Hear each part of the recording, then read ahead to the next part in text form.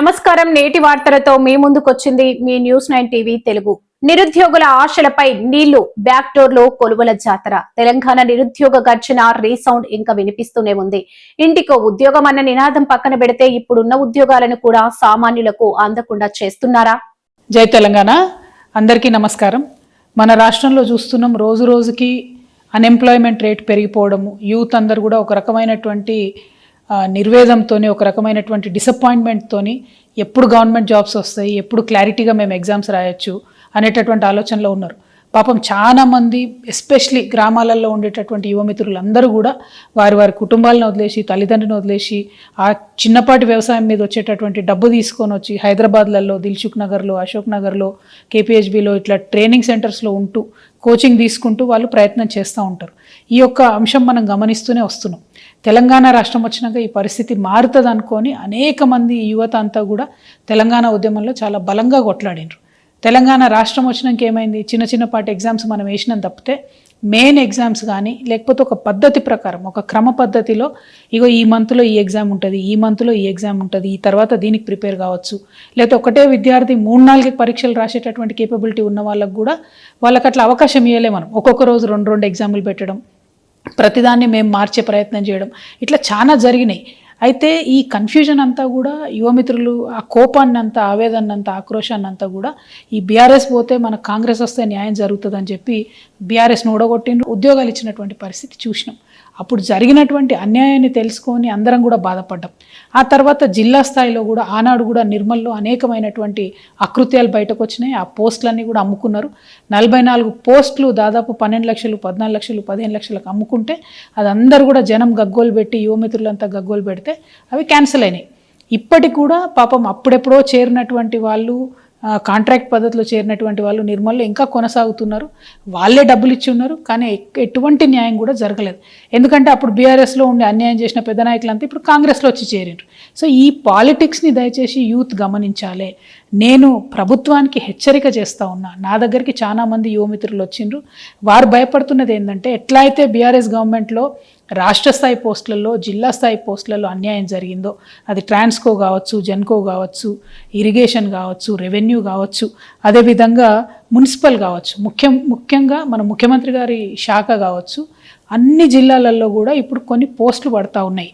అవేంటి అంటే జూనియర్ అసిస్టెంట్లు, రికార్డ్ అసిస్టెంట్లు, ఆఫీస్ సబార్డినేట్ లాంటి ఇంకా అనేక పోస్టులు పడతా ఉన్నాయి. సో ఈ పోస్టులన్నీ కూడా ఎట్లాంటివి అంటే ఎస్సీ, ఎస్టీ, బీసీ బ్యాక్లాగ్ పోస్టులు, అంటే ఇదివరకు ఏవైతే నింపకుండా వదిలిపెట్టారో ఆ పోస్టులు, ఈ పోస్టులు అని. సో ఆ పోస్టులన్నింటినీ కూడా పొలిటికల్ పైరవులతోని, కొంతమంది అవినీతి అధికారుల అండతోని నింపుతున్నారు డబ్బులు తీసుకొని అనేటటువంటి ఒక ఆందోళన చాలామంది నిరుద్యోగ మిత్రులు వ్యక్తం చేస్తున్నారు. నా దగ్గరకు వచ్చి కలిసిన వాళ్ళలో నిజామాబాద్ కావచ్చు, కామారెడ్డి కావచ్చు, మహబూబ్ నగర్ కావచ్చు, కరీంనగర్, నిర్మల్, ఆదిలాబాద్, వికారాబాద్, ఇట్లా అనేక జిల్లాల నుండి యూత్ అంతా వచ్చి కూడా మాట్లాడుతున్నటువంటి సందర్భం. సో నేను ఈ ప్రభుత్వానికి ఒకటే హెచ్చరిక చేస్తూ ఉన్నా. ఏవైతే ఇట్లా బీఆర్ఎస్ టైంలో అన్యాయం జరిగిందో, ఏదైతే పోస్టులు అమ్ముకున్నారనేటటువంటి ఆరోపణలు, అక్కడక్కడ రుజువైనటువంటి ఆరోపణలు ఉన్నాయో, ఏదైతే చిన్న జిల్లా స్థాయి పోస్టులు కూడా అమ్ముకున్నారో అదే పరిస్థితి మల్లయ్యల కాంగ్రెస్లో వచ్చేటట్టు కనబడతా ఉన్నది. దయచేసి కళ్ళు తెరవండి, అధికారులకు స్ట్రిక్ట్ వార్నింగ్ ఇవ్వండి. నేను జిల్లా కలెక్టర్లందరినీ కూడా రిక్వెస్ట్ చేస్తూ ఉన్నా, ఈ డిపార్ట్మెంట్లో జిల్లా స్థాయి పోస్టులన్నీ కూడా మీ కలెక్టర్ల పరిధిలోనే ఉంటాయి. ప్రాపర్ ట్రాన్స్పరెంట్ రిక్రూట్మెంట్ చేయండి. చాలామంది యంగ్స్టర్స్ ఆశలు పెట్టుకొని ఉన్నారు, ఈ జాబ్స్ మాకు వస్తాయి, మేము సెటిల్ అవుతాం లైఫ్లో అనే ఆశతో ఉన్నారు. పైగా యువమిత్రుల్ని, మెరిట్ ఉన్న వాళ్ళని మనం ప్రోత్సహించినట్టయితే మన రాష్ట్ర అభివృద్ధిలో కూడా మంచిగా పాల్గొంటారు. కాబట్టి కలెక్టర్లకు నేను రిక్వెస్ట్ చేస్తూ ఉన్నా, మీరు చూడండి. ఇంకొక మాట కూడా నేను చెప్తా ఉన్నా, ఇవాళ అధికార పార్టీలో ఉన్నటువంటి వాళ్ళకైనా, ఈ అక్రమాలకు అండగా నిలబడే అధికారులకైనా ఎప్పుడో ఒకసారి భగవంతుడి దయ వల్ల మాకు కూడా అవకాశం వస్తుంది. అప్పుడు మాత్రం ఇట్లా డబ్బులు ఇచ్చి మీరు చేసినటువంటి ఉద్యోగాలకు కఠినాతి కఠినంగా శిక్ష వేస్తాం. నేను మిగతా యువమిత్రులకు కూడా చెప్తున్నా, డబ్బులు ఇచ్చి అడ్డదారిలో ఉద్యోగాలు తెచ్చుకునే ప్రయత్నం చేస్తే అది ఎక్కువ కాలం నిలబడదు. పైగా మెరిట్ ఉండి మంచిగా ఉన్నటువంటి వాళ్ళకు అన్యాయం జరుగుతుంది. కాబట్టి మీరు కూడా కొంత ఎఫర్ట్ పెట్టి చదివే ప్రయత్నం చేయండి. ఉద్యోగాలు కొనకుండా ఉద్యోగాల కోసం ఫైట్ చేసి, స్టడీ చేసి, కొట్లాడి సాధించుకునే ప్రయత్నం చేయండి. మీకు అండగా జాగృతి నిలబడుతుంది. మెరిట్ స్టూడెంట్స్కి, పేద విద్యార్థులకి, ఉన్న అరెకరం మధ్యకరం పొలం అమ్ముకొని వచ్చి మీ మేధస్సు మీద మీరు డిపెండ్ అయ్యేటటువంటి మీ అందరికి కూడా జాగృతి అండగా నిలుస్తుందని చెప్పి తెలియజేస్తూ ప్రభుత్వం కనువిప్పుతోని వెంటనే చూసుకోవాలి, కళ్ళు తెరవాలి. ఏమేం జరుగుతుందో జిల్లాలల్లో సీరియస్గా విచారణ చేయాలని చెప్పి నేను డిమాండ్ చేస్తూ ఉన్నాను. Thank you. జై తెలంగాణ, జై జాగృతి. అవుననే అంటున్నాయి ప్రస్తుత పరిణామాలు. ఊరూరా తిరిగి కాంగ్రెస్ జెండా మోసేసిన సర్కారును గద్దెనెక్కిస్తే ఇప్పుడు అదే ప్రభుత్వం నిరుద్యోగుల నోట్లో మట్టి కొడుతోందా? మున్సిపల్, రెవెన్యూ, ఇరిగేషన్, విద్యుత్ ఇలా ఒకటా రెండా? ప్రభుత్వాల్లోని కీలక శాఖల్లో ఖాళీగా ఉన్న బ్యాక్లాగ్ పోస్టుల భర్తీ పేరుతో దొడ్డిదారి వేట మొదలైందన్న ఆరోపణలు వెల్లువెత్తుతున్నాయి. ఈ నెల 9, 10 తేదీల్లో గుట్టుచప్పుడు కాకుండా భారీ ఎత్తున నియామకాలు చేపట్టేందుకు స్కెచ్ వేశారా? ఒక్కో పోస్టుకు లక్షల రూపాయల బేరసారాలు జరుగుతున్నాయా? దీనిపై మా స్పెషల్ రిపోర్ట్ చూడండి. తెలంగాణలో కొలువుల కొట్లాట కొత్త మలుపు తిరుగుతుంది. నిన్నటి వరకు నోటిఫికేషన్ల కోసం రోడెక్కిన నిరుద్యోగులు ఇప్పుడు జరుగుతున్న బ్యాక్డోర్ దందాను చూసి విస్తుపోతున్నారు. రాష్ట్ర వ్యాప్తంగా వివిధ శాఖల్లో పెండింగ్ లో ఉన్న బ్యాక్లాగ్ పోస్టులను భర్తీ చేసేందుకు ప్రభుత్వం సిద్ధమైంది. అయితే ఇది పారదర్శకంగా జరగాల్సిన ప్రక్రియ, కానీ గ్రౌండ్ లెవెల్లో జరుగుతున్న కథ వేరుగా ఉంది. జిల్లా స్థాయి అధికారుల అండదండలతో అధికార పార్టీ నేతల కన్నుసన్నల్లో ఈ నియామకాల పర్వం కొనసాగుతుందనే విమర్శలు వస్తున్నాయి. ముఖ్యంగా మున్సిపల్, రెవెన్యూ శాఖలో ఖాళీగా ఉన్న పోస్టులను తమ అనునాయాలకు లేదా భారీగా డబ్బులు ఇచ్చిన వారికి కట్టబెట్టేలా పావులు కదుపుతున్నారు. విశ్వసనీయ సమాచారం ప్రకారం ఈ నెల 9, 10 తేదీల్లో నియామక ప్రక్రియను వేగంగా పూర్తి చేయాలని ప్రభుత్వం భావిస్తుంది. అసలు నోటిఫికేషన్ ఎప్పుడిచ్చారు? అర్హులైన అభ్యర్థులకు సమాచారం ఉందా అన్న ప్రశ్నలకు సమాధానం లేదు. కేవలం తమకు కావాల్సిన వారికి ఫోన్ల ద్వారా సమాచారం ఇచ్చి ఇంటర్వ్యూల పేరుతో మమ అనిపించి ఆర్డర్ కాపీలు చేతిలో పెట్టేందుకు రంగం సిద్ధమైంది. ముఖ్యంగా విద్యుత్, ఇరిగేషన్ వంటి కీలక శాఖల్లో టెక్నికల్ పోస్టులను కూడా పైరవీలకే పరిమితం చేస్తున్నారన్న వార్త నిరుద్యోగుల్లో అగ్గి రాజేస్తుంది. ఒక్కో ఉద్యోగానికి 5 నుంచి 10 లక్షల రూపాయల వరకు వసూలు చేస్తున్నట్లు సచివాలయం నుంచి జిల్లా కలెక్టరేట్ల వరకు గుసగుసలు వినిపిస్తున్నాయి. గడిచిన ఎన్నికల్లో కాంగ్రెస్ విజయం వెనుక నిరుద్యోగుల పాత్ర అమోఘం. కేవలం ఉద్యోగాల కోసమే యువత త్యాగాలు చేసింది. 10 ఏళ్ల నిరీక్షణకు తెరపడుతుందని ఆశపడ్డారు. కానీ ఇప్పుడు అధికారంలోకి వచ్చాక కాంగ్రెస్ ప్రభుత్వం తన నైజాన్ని మార్చుకుందని విమర్శలు వస్తున్నాయి. మీరు ఓట్లు వేశారు, మేము సీట్లలో కూర్చున్నాం, ఇక కొలువులు మా వాళ్లకే అన్న చందంగా సర్కార్ తీరుందని నిరుద్యోగ జేఏసీ నేతలు మండిపడుతున్నారు. జిల్లా స్థాయిలో జరుగుతున్న ఈ అక్రమ నియామకాలపై కలెక్టర్లు ఫిర్యాదు చేసినా పట్టించుకునే నాథుడే లేడు. పైగా అధికారుల మీద రాజకీయ ఒత్తిళ్లు తీవ్రంగా ఉన్నాయని, ఈ 2 రోజుల్లో ప్రక్రియ పూర్తి చేయకపోతే బదిలీలు తప్పవని బెదిరింపులు వస్తున్నట్లు సమాచారం. లైబ్రరీలో రాత్రింబవళ్లు కష్టపడి చదువుకుంటున్న విద్యార్థులు ఈ వార్త విని షాక్ కి గురవుతున్నారు. మేము పుస్తకాలతో కుస్తీ పడుతుంటే కొందరు డబ్బులతో కొలువులు కొంటున్నారా అని ప్రశ్నిస్తున్నారు. బ్యాక్లాగ్ పోస్టులంటే సమాజంలో అట్టడుగున ఉన్న వర్గాలకు అందాల్సిన అవకాశం. ఆ కోటాను కూడా అక్రమ మార్గాల్లో అమ్ముకోవడం కంటే ఘోరం మరొకటి లేదని మేధావులు అభిప్రాయపడుతున్నారు. ప్రభుత్వం ఇప్పటికైనా మేల్కొనాలి. ఈ నెల 9, 10 తేదీల్లో జరగబోతున్నట్లు చెబుతున్న ఈ దొడ్డిదారి నియామకాలను వెంటనే నిలిపివేయాలి. పారదర్శకతమైన నోటిఫికేషన్ ద్వారానే ప్రతి పోస్టును భర్తీ చేయాలి. లేదంటే కాంగ్రెస్ ను అధికారంలోకి తెచ్చిన నిరుద్యోగ శక్తే ఆ పార్టీకి సమాధి కట్టడం ఖాయం. లక్షలాది మంది నిరుద్యోగుల భవిష్యత్తులో ఆడుకుంటున్న ఈ అక్రమ దందాను అడ్డుకోవాల్సిన బాధ్యత ప్రభుత్వంపై ఉంది. మరి ముఖ్యమంత్రి దీనిపై స్పందిస్తారా, లేక జిల్లా స్థాయి నేతల జేబులు నింపేందుకు మౌనంగా ఉండిపోతారా? వేచి చూడాలి.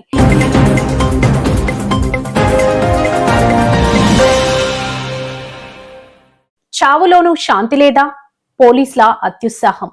మనుషుల మధ్య అంతరాలు ఉండొచ్చు, రాజకీయాల మధ్య వైరుధ్యాలు ఉండొచ్చు, కానీ చావు దగ్గర అందరూ సమానమే అంటారు. కడసారి వేడుకోలు పలికే సమయంలో శత్రువైనా సరే తల వంచి గౌరవం ఇస్తాడు. కానీ మన వ్యవస్థలు, మన పోలీసులు మాత్రం ఆ కనీస మానవత్వాన్ని మర్చిపోయారా? అధికారం ముందు అంతిమ యాత్ర కూడా ఆగాల్సిందేనా?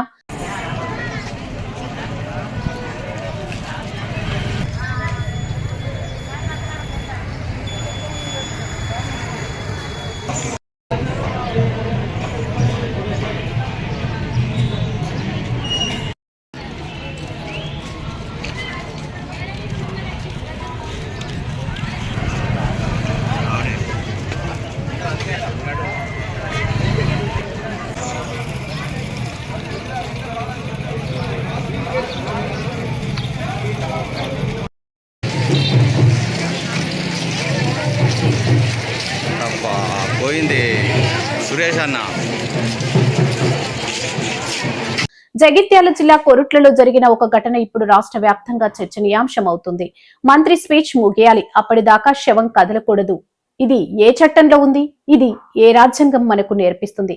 ఇక వివరాల్లోకి వెళ్తే జగిత్యాల జిల్లా కోరుట్లలో పోలీసులు తమ అత్యుత్సాహం అద్దం పట్టారు. జిల్లా ఇన్ఛార్జ్ మంత్రి ఉత్తమ్ కుమార్ రెడ్డి కోరుట్లలో పర్యటించారు. ఆయన ఒక బహిరంగ సభలో ప్రసంగిస్తున్నారు. సరిగ్గా అదే సమయంలో ఒక అంతిమ యాత్ర మార్గంలో వెళ్లాల్సి ఉంది. సాధారణంగా అయితే పోలీసులు ట్రాఫిక్ క్లియర్ చేసి శవయాత్రకు దారివ్వాలి. కానీ ఇక్కడ సీన్ రివర్స్ అయింది. మంత్రి ప్రసంగానికి ఆటంకం కలుగుతుందనే లేక కాన్వాయ్కి అడ్డం వస్తుందనో తెలియదు కానీ పోలీసులు ఆ శవయాత్రను నడి రోడ్డుపై నిలిపేశారు.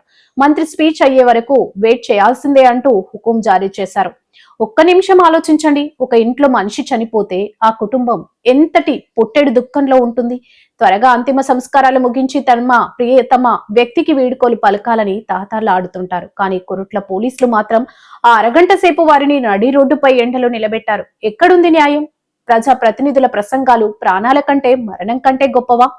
ప్రజల కోసం ఉండే పోలీసులు ప్రజలనే ఇబ్బంది పెట్టడం ఏం సాంప్రదాయం?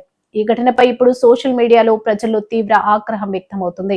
మంత్రి మాట్లాడితే మరణం ఆగాల అంటూ నెటిజన్లు నిలదీస్తున్నారు. పోలీసులు శాంతి భద్రతల పరిరక్షణ కోసం పనిచేయాలి. కానీ ఇలాంటి అతి వినయంతో సామాన్యులకు హింసించడం ఎంతవరకు సమంజసం? రాజకీయ నాయకులు వస్తుంటారు, పోతుంటారు. కానీ మానవత్వం అనేది శాశ్వతం. ఆ మానవత్వాన్ని మంటగలిపేలా వ్యవహరించిన పోలీసులపై ఉన్నతాధికారులు చర్యలు తీసుకోవాల్సిన అవసరం ఉంది. ఇది కేవలం ఒక జిల్లాలో జరిగిన ఘటన కాదు. అధికార మదంతోనో అతి వినయంతోనో వ్యవస్థలు ఎలా దారి తప్పుతున్నాయో చెప్పడానికి ఇదొక ఉదాహరణ. మంత్రి ఉత్తమ్ కుమార్ రెడ్డి ఈ విషయం తెలిసే జరిగిందా లేక పోలీసులు తమ సొంత నిర్ణయంతో ఇలా చేశారా అనేది పక్కన పెడితే బాధితులకు జరిగిన అన్యాయం మాత్రం వాస్తవం. ఇలాంటి ఘటనలు పునరావృతం కాకుండా ఉండాలంటే ప్రజాస్వామ్యంలో ప్రజలే గొంతెత్తాలి. ఈ ఘటనపై మీ అభిప్రాయాలను కింద కామెంట్ రూపంలో తెలియజేయండి. నిరంతరం వార్తల కోసం చూస్తూనే ఉండండి న్యూస్9 టీవీ తెలుగు. జై హింద్.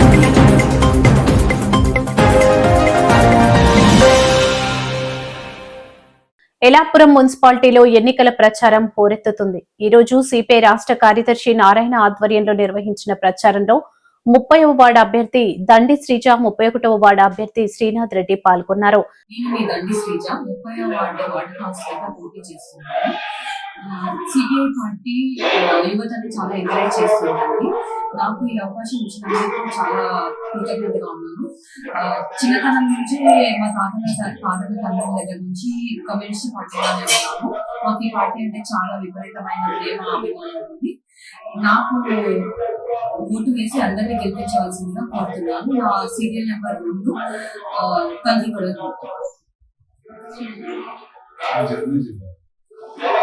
అందరికీ నమస్కారం. నేను మామూలు శ్రీనాథ్ రెడ్డి, ఎదలాపురం మున్సిపాలిటీ 30వ వార్డు కౌన్సిలర్గా పోటీ చేస్తున్నాను. ఇక్కడ భారత కమ్యూనిస్ట్ పార్టీ ఎన్నికల వ్యవస్థ వచ్చిన నుంచి భారత కమ్యూనిస్ట్ పార్టీ సిపిఐ ఇక్కడ ఏ పని చేసినా, ప్రజలకి ఏ సర్వీస్ చేసినా భారత కమ్యూనిస్ట్ పార్టీ దండి సురేష్ గారి నాయకత్వంలో ఇక్కడ ప్రజలందరూ ఇండ్లు కానీ, పెన్షన్ కానీ, వికలాంగుల పెన్షన్ కానీ, రేషన్ కార్డు ఏది వచ్చినా భారత కమ్యూనిస్ట్ పార్టీ ఆధ్వర్యంలో ప్రజలు ఇక్కడ లబ్ధి పొందారు. కరువు వచ్చిన వాటర్ ట్యాంకర్లు పెట్టి సప్లై చేశాము. ఇక్కడ ఉన్న యువత చాలా మెచ్యూరిటీతో ఉంది. ఆలోచించి భారత కమ్యూనిస్ట్ పార్టీలోనే ఇంకా కొనసాగుతున్నారు. భారత కమ్యూనిస్ట్ పార్టీ యువతులకి ఇండస్ట్రీస్ లో అవకాశాలు ఇచ్చాయి కాబట్టి యూత్ ని ఎంకరేజ్ చేయాల్సిందిగా ఇక్కడ ఉన్న ప్రజలందరికీ, ఎల్లాపురం మున్సిపాలిటీ పరిధిలో ఉన్న ప్రజలందరికీ వినిపిస్తూ భారత కమ్యూనిస్ట్ పార్టీ అభ్యర్థులందరినీ ఎల్లాపురం మున్సిపాలిటీలో గెలిపించి కంకి కొడలు ఓటు వేయాల్సిందిగా కోరుతున్నాను. యువతను ప్రోత్సహించడంలో సిపిఐ ఎప్పుడు ముందుంటుందని వారు పేర్కొన్నారు. ఇదే క్రమంలో చెరుకుపల్లి భాస్కర్ మాట్లాడుతూ నిరంతరం ప్రజల కోసం పనిచేసే వారికి ఓటు వేయాలని ఓటర్లను కోరారు. ఖచ్చితంగా మొన్న గౌరవ మంత్రి గారికి విన్నవిస్తా ఉన్నాం. ఎదులాపురం ఎన్నికల ప్రచారానికి వచ్చినాడు. వారు మాట చెప్పారు, చెరువు సిక్కం ఆక్రమించుకున్న వారు ఎవరైనా సరే వారిని వదిలేది లేదు, ఆ భూమిని స్వాధీనం చేసుకుని పేద ప్రజలకు పట్టాలు ఇస్తామని చెప్పారు. దాన్ని కమ్యూనిస్ట్ పార్టీ పక్షాన ఆశిస్తా ఉన్నాం. అది చేసిన తర్వాత అప్పుడు ముందుగా మీరు ఆ భూమిని స్వాధీనం చేసుకున్నప్పుడు ఓట్లు వేయడానికి రమ్మని చెప్పి ఈ సందర్భంగా తెలియజేస్తూ, ఆ భూమిని స్వాధీనం చేసుకున్న వారికి ఇక్కడ పోటీ చేయడానికి మీరు టికెట్ ఇచ్చి మళ్ళీ ఆ భూమిని స్వాధీనం చేసుకుంటామని చెప్పడం హాస్యాస్పదంగా ఉందని ఈ గ్రామాల ప్రజలందరూ చర్చించుకుంటా ఉన్నారు. ఖచ్చితంగా ఈ వచ్చే ఎన్నికల్లో, రేపు జరిగే 11వ తారీఖు నాడు జరిగేటటువంటి ఎన్నికల్లో కమ్యూనిస్ట్ పార్టీ అభ్యర్థులు గుర్తైన కంకి కూడా గుర్తుపై ఓటేసి గతం కంటే కూడా అఖండ మెజారిటీతో గెలిపించి మరొకసారి ఈ గ్రామ చరిత్రను పునరావృతం చేస్తారని చెప్పి కోరుతా ఉన్నాం. వర్ధిల్లాలి భారత కమ్యూనిస్టు పార్టీ, వర్ధిల్లాలి భారత కమ్యూనిస్టు పార్టీ. కంకి కొడవలి గుర్తుకే, కంకి కొడవలి గుర్తుకే, కంకి కొడవలి గుర్తుకే, కంకి కొడవలి గుర్తుకే.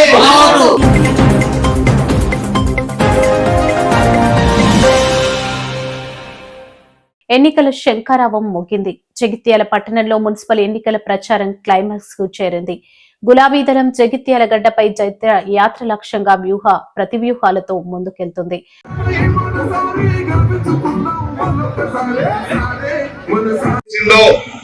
ఏ రమణైతే రాజకీయాలలో ఉన్నాడో ఆ మాదిరిగా శివ ఇక్కడ పనిచేస్తున్నాడు. శివ మాదిరిగానే శ్రీకాంత్ మాదిరిగానే శ్రీనివాస్ పనిచేసినటువంటి హామీ కూడా నేను ఇస్తున్నా ఇవాళ. ఎందుకంటే ఇదే వేదిక మీద ముగ్గురు ఉన్నారు. శివ ఉన్నాడు, శ్రీకాంత్ ఉన్నాడు, సీన్ ఉన్నాడు. వీళ్ళందరూ కూడా మీరు పరిగణలోకి తీసుకొని సోదరమ్మని ఇప్పటి వరకు కావాల్సిన అన్ని విషయాలు చెప్పడం జరిగింది. ఒకటి నేను చెప్తున్నా, 83లో జీవన్రెడ్డి గారిని ఎమ్మెల్యే మంత్రి చేసుకున్నాం, 89లో రాజశంగౌడ్ గారిని ఎమ్మెల్యే మంత్రి చేసుకున్నాం. ఈ రమణను కూడా 94లో ఎమ్మెల్యే మంత్రి చేసుకున్నాం. ఈ 40 సంవత్సరాల రాజకీయ చరిత్రలో ఏనాడు కూడా రాయచంద్ర గారు నేను గాని అధికారం కోసం పాకులాడలే. అధికారం కావాలన్నాడు, కోరుకోలేదు. ప్రజలు మాకు ఆశీర్వదించారు, ఆదరించారు, పదవులకు వెళ్ళాం. కానీ ఇవాళ ఇక్కడ ఉన్నటువంటి సంజయ్ 2018లో 2023లో ఎమ్మెల్యే అయినటువంటి వ్యక్తి ఓ కంట్రీ చూపించేటువంటి వైద్యునిగా భావించి ఒక మంచి ఉన్నతమైన కుటుంబం అని చెప్పని, విద్యావంతులు అని చెప్పని అవకాశాలు ఇస్తే ఇవాళ ఏ విధంగా అయితే ఇంట్లో ఒక పెళ్లి పాలు తాగుతూ కళ్ళు మూసుకొని చూస్తారనుకుంటారో ఆ విధంగా బీఆర్ఎస్ పార్టీ కార్యకర్తల రెక్కల కష్టాల మీద మీ అందరి ఓట్ల మీద వచ్చినటువంటి ఎమ్మెల్యే ఇవాళ రేవంత్ రెడ్డితో జతగట్టాడు. రేవంత్ రెడ్డితో జతగట్టినటువంటి వ్యక్తి అధికారం కోసం సహతాలాడుతున్నాడు. ఆ అధికారం పోయిందని చెప్పని ఆధిపత్యం కోసం జీవన్రెడ్డి గారు పోరాటం చేస్తున్నాడు. ఆధిపత్య పోరాటాలలో జగిత్యాల ప్రజలు నలిగిపోవద్దు, జగిత్యాల అభివృద్ధి కుంటుపడదని చెప్పని పెద్దలు కేసీఆర్ గారు స్వయంగా పిలిచి నువ్వు జగిత్యాలకు వెళ్ళాలా, జగిత్యాల ఉండాలా, రాయచంద్రరావు గారితో, వసంత గారితో, వెంకటేశ్వరరావు గారితో, ఆనందరావు గారితో ఉండేటువంటి మొత్తం నాయకులతో కలిసి జగిత్యాల పురపాలక సంఘం మీద జెండా ఎగరవేయు, అక్కడ ఉండేటువంటి ఓటర్లకు ధైర్యం చెప్పు. కేసీఆర్ ప్రతినిధిగా వచ్చిన కేసీఆర్ గారు ఒక్కరే బయలుదేరి తెలంగాణ ఏ విధంగా సాధించిండో జగిత్యాల కూడా తిరిగి తెలంగాణ రాష్ట్రంలోనే నెంబర్ 1 మున్సిపాలిటీ అనేటువంటి మాట ఇవ్వనటువంటి విషయాన్ని కూడా మీకు పనిచేసుకుంటున్నా. ఇక్కడ ఉన్న సభ్యులందరికీ ఒక కన్ఫ్యూజన్ ఉంది. ఇవాళ ప్రభుత్వం మన కేసీఆర్ ప్రభుత్వం లేకపోవచ్చు, కానీ గమనించాల్సిన విషయం ఏంటంటే 2 సంవత్సరాల తర్వాత రాబోయే ప్రభుత్వం కేసీఆర్ సార్ది. మీరందరూ నమ్ముతారా నమ్మరా మాట? రేవంత్ రెడ్డి పాలన ఎవరికైనా ఇష్టం ఉందా? ఇష్టం ఉందని వాళ్ళు చేయలేపురవా? కేసీఆర్ పాలన ఇష్టం ఉన్న వాళ్ళు చేయలేపురు. ప్రతి ఒక్కరికి కేసీఆర్ పాలన ఎంత నచ్చిందంటే అవ్వ, అక్క, తమ్ముడు, చెల్లె ఎలాంటి బాధలు ఉంటాయి, ఇంట్లో ఏ సమస్యలు ఉంటాయి, చిన్న చిన్న స్టేజ్ నుంచి పెద్ద పెద్ద స్టేజ్ వరకు కేసీఆర్ సార్ ఎంతైతే పబ్లిక్ లో నుంచి బయటకు వచ్చిరో ఆ చిన్న ఇంటి సమస్య ఏముంటది, పెద్దింట్లో ఏం ఆలోచనలు ఉంటాయి అనే విధానానికి తగ్గట్టుగా ప్రతి ఒక్క సంక్షేమ పథకాన్ని కేసీఆర్ గారు రూపకల్పన చేసింది. వార్డు అభ్యర్థి అయినటువంటి మరి అవారి పవిత్ర శివకేశరి బాబు గారు మరి ఆ 44వ సీటు రేపు రాబోయే మున్సిపల్ ఎన్నికలలో మరి ఫస్ట్ బీఆర్ఎస్ పార్టీ బోని కొట్టేది 44వ వార్డు అని చెప్పేసి గర్వంగా చెప్తా ఉన్నారు.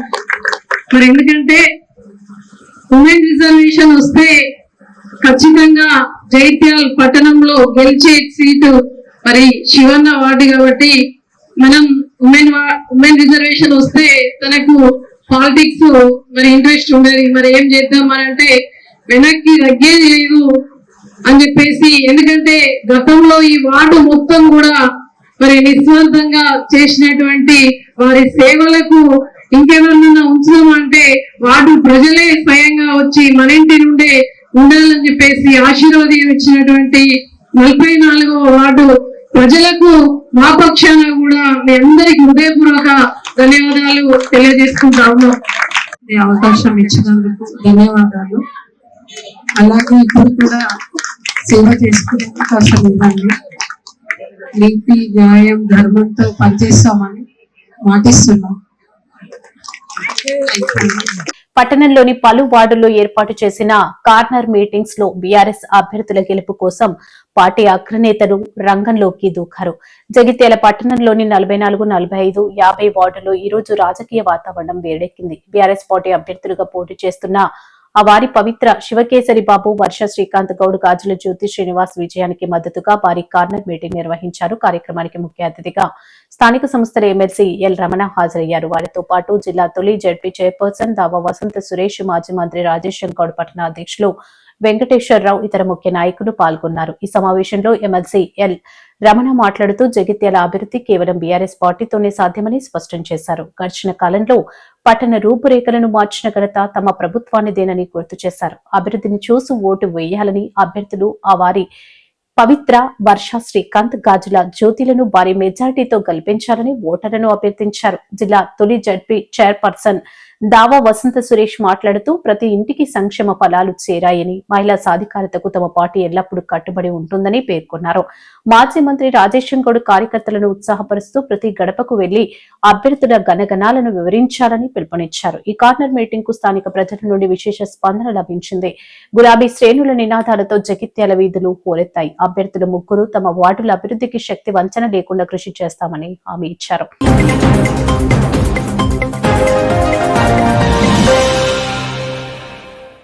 భక్తి శ్రద్ధల ఆధ్యాత్మిక శోభతో బోడుప్పల్ నగరం పులకించిపోయింది.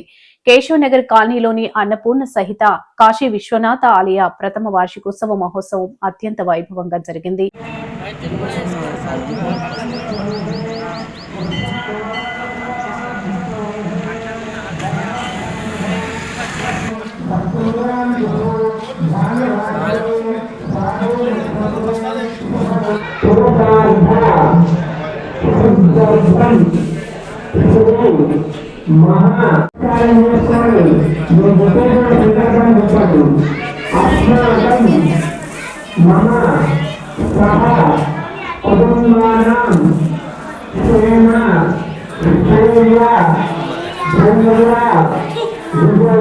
ఈ రోజు అన్నపూర్ణ సమేత కాశీ విశ్వనాథ శివాలయం వార్షికోత్సవం సందర్భంగా ఆలయ కమిటీ చైర్మన్ గారితో మాట్లాడదాం.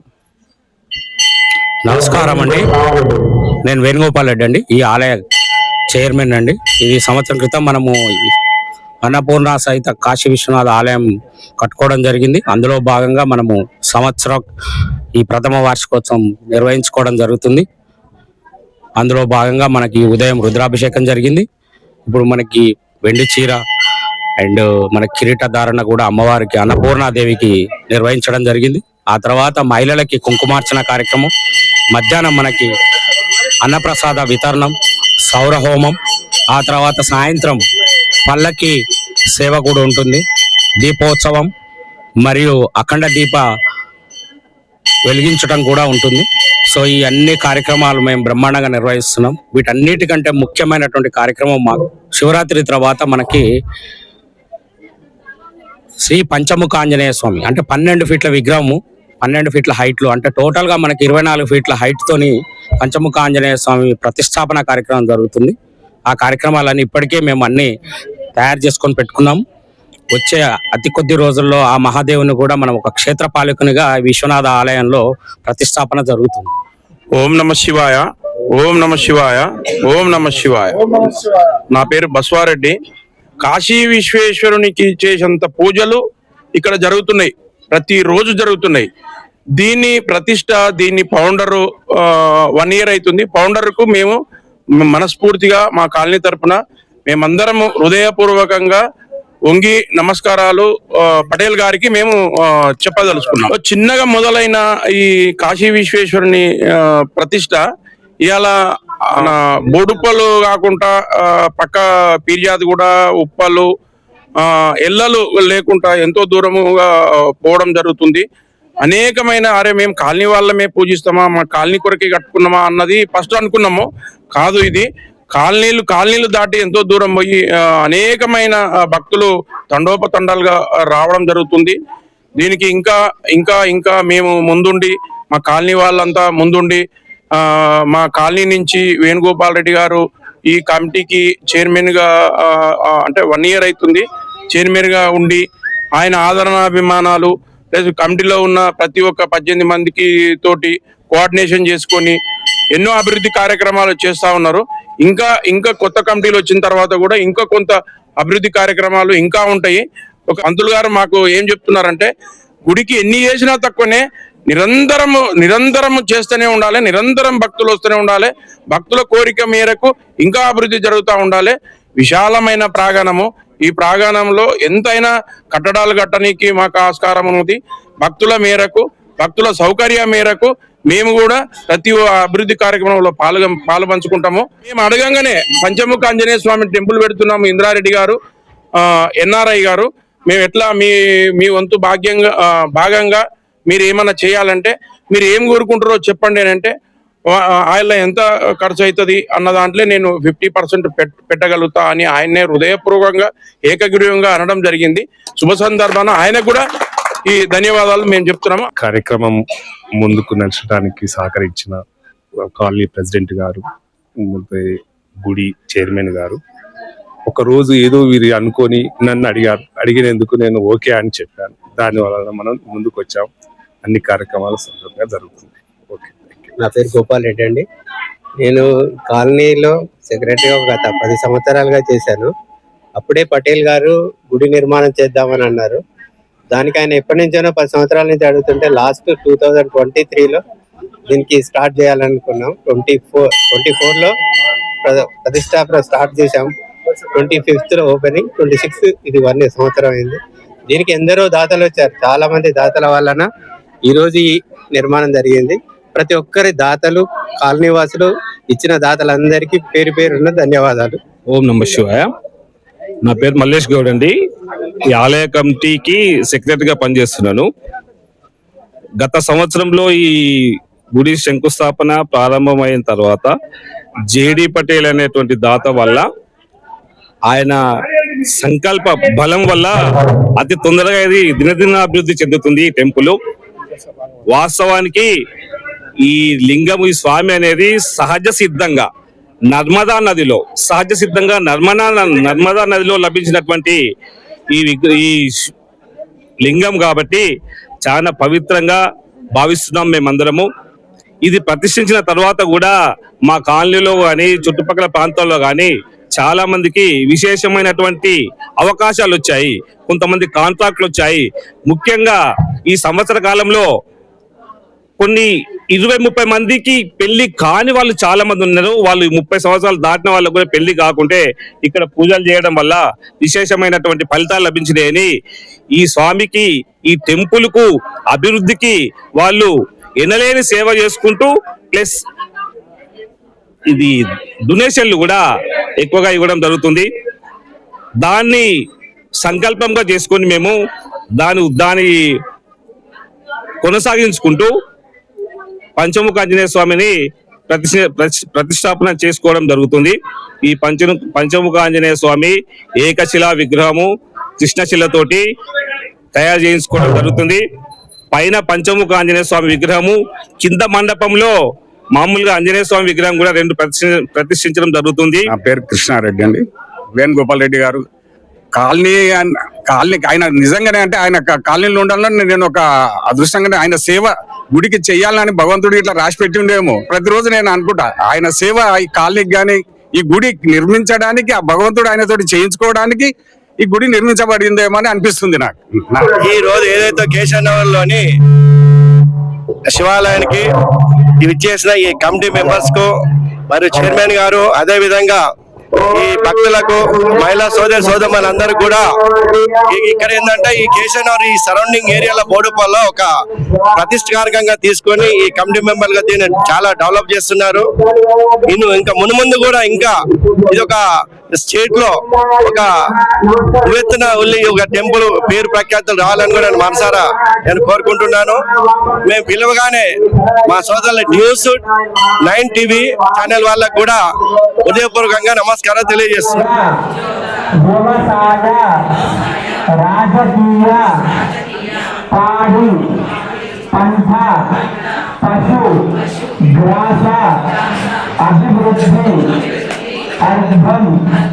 మమ జాతక విద్య సర్వ దుష్ట అరిష్ట స్థితః గ్రహాణం అత్యంత శుభస్థాన నివాస సిద్ధ్యర్థం మమ మనోభీష్ట. ఆలయ నిర్వాహకులు వేణుగోపాల్ రెడ్డి, నరసింహగౌడ్, బసవరెడ్డి, ఇంద్రరెడ్డి, గోపాల్ రెడ్డి, మల్లేష్ గౌడ్, కృష్ణారెడ్డి ఆలయ కమిటీ సభ్యుల పర్యవేక్షణలో ఈ వేడుకలు కన్నుల పండుగ నిర్వహించారు. ఉదయం నుంచే విశేష పూజలు, హోమాలు, అభిషేక కార్యక్రమాలతో ఆలయ ప్రాంగణం మారుమోగింది. భక్తులు పెద్ద సంఖ్యలో తరలివచ్చి స్వామివారిని దర్శించుకున్నారు. నిర్వాహకులు భక్తులకు అన్ని సౌకర్యాలు కల్పిస్తూ వార్షికోత్సవాన్ని ఒక ఆధ్యాత్మిక పండుగలా విజయవంతం చేశారు. ఈ క్షేత్ర దర్శనం మీ మనసుకి ఎంతో ప్రశాంతతను ఇచ్చిందని ఆశిస్తున్నాం.